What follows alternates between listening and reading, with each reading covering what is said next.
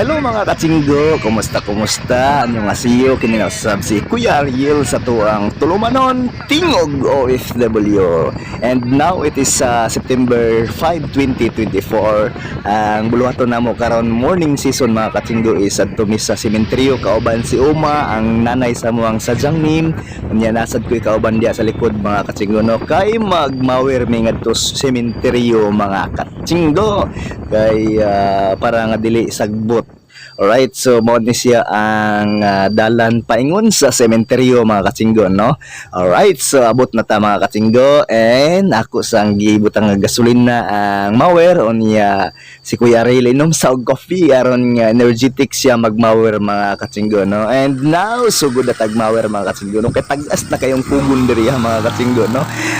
Actually bago ni namong gimaweran last month mga katsinggo, pero dali ra kayong itubo mga katsinggo no. Indot kay ni say kumpay ug napakoy baka diri mga katsinggo no, pero wa lang gyud no.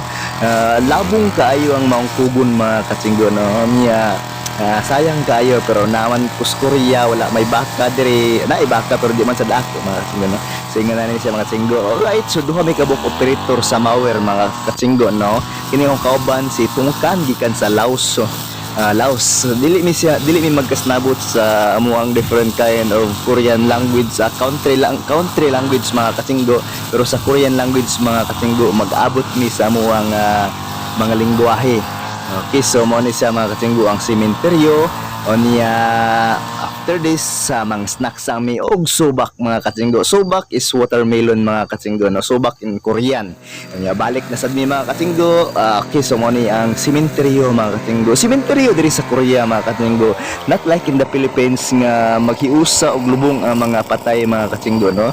Diri kay kung sa available siya nga pamilya, pwede rin po dadto lubong sa ilahang likod sa ilahang balay no. Ingunani ang Korea mga katsinggo no.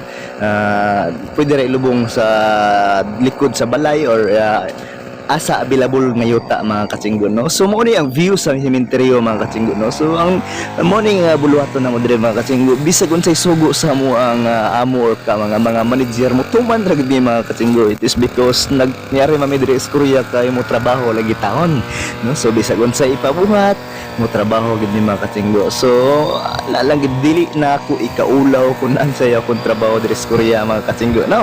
Di na to ikaulaw, transparent ang ato ang kinabuhi mga katsinggo. Unya kayod lang gimit mas ginhawa diri mga katsinggo. Actually indot gid kayo sa Pilipinas, kay do na tay freedom sa Pilipinas mga katsinggo. If gusto tang ulaag makalaag ta, pero diri sa Korea tulog trabaho ra gyud mga katsinggo. Usahay mamilagruhan na ay Sunday nga holiday no. So nga na ang kinabuhing OFW, pero ang tuson lang kay ako ginanggi tigamnan ang panultihon ni Mayor Al nga if you do easy your life become hard, but if you do hard your life become easy. So mao na mga katsinggo, thank you so much for watching. Kini si Kuya Ariel sa tuwang Tulumanon, Tingog OFW.